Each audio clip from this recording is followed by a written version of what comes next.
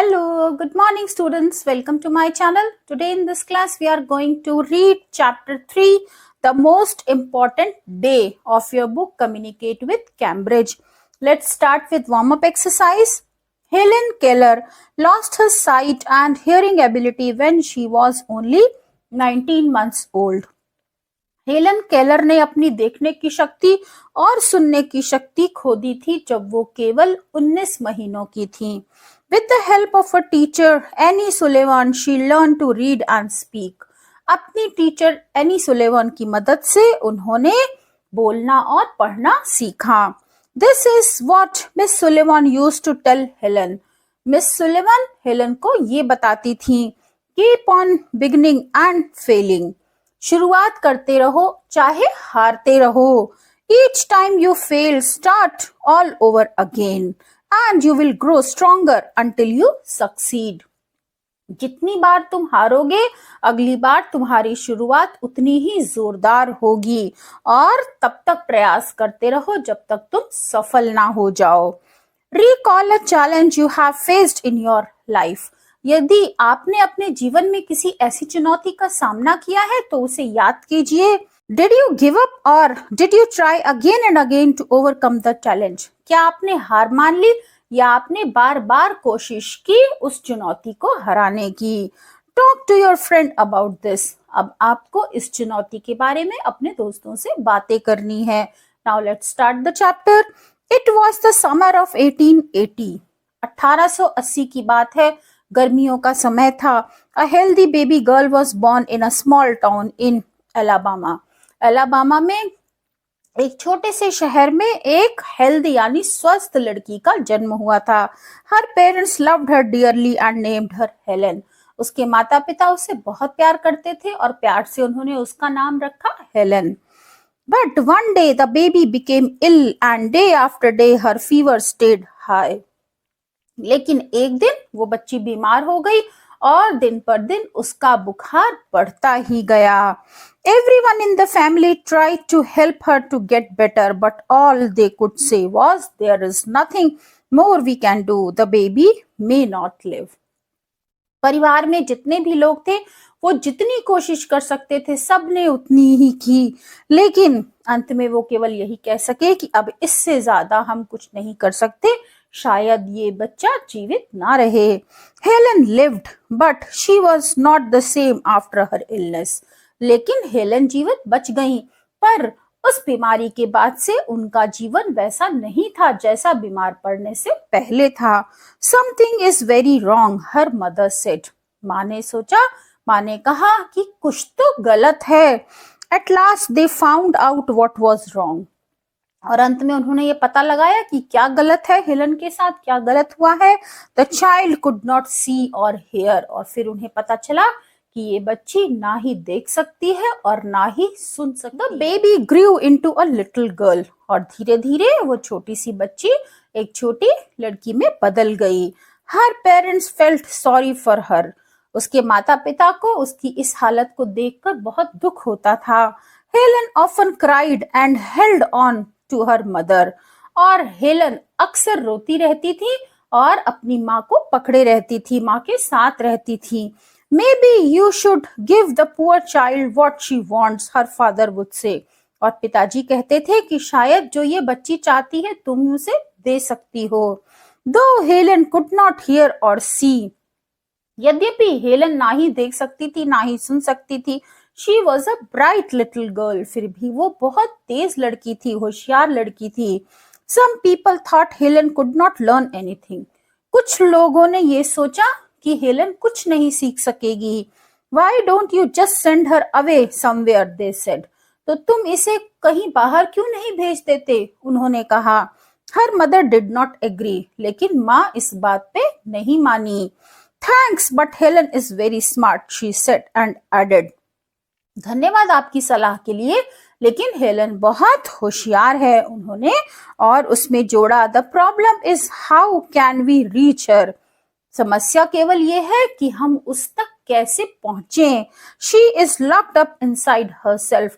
वो अपने में ही बंद है, वो कुछ कहती नहीं है, तो हम उस तक कैसे पहुंचे ये प्रॉब्लम है अदरवाइज वो बहुत होशियार है, ऐसा माँ का मानना था। Helen began to grow wild.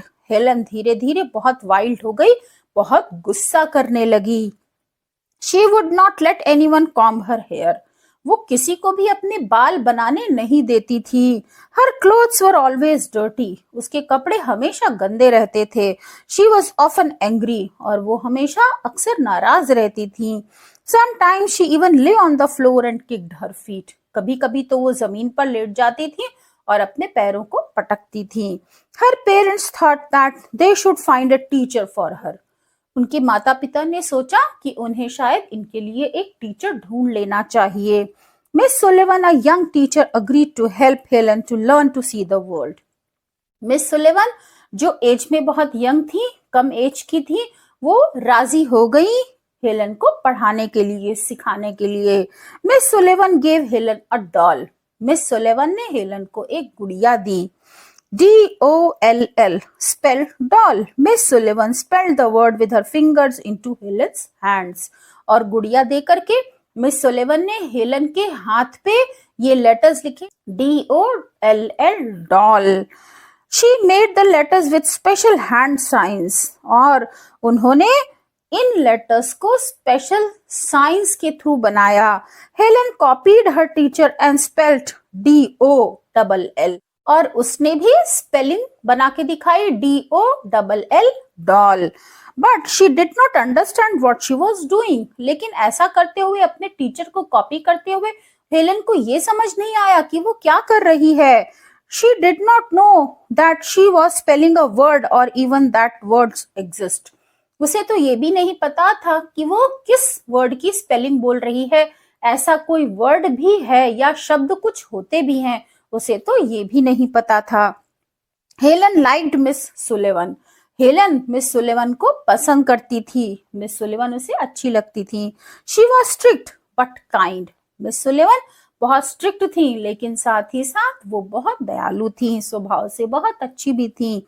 In the days that followed Helen learn to spell. और आते आते दिनों के साथ साथ हेलन को स्पेलिंग करना आ गया, स्पेलिंग बताना आ गया। In this way a great many words among them were.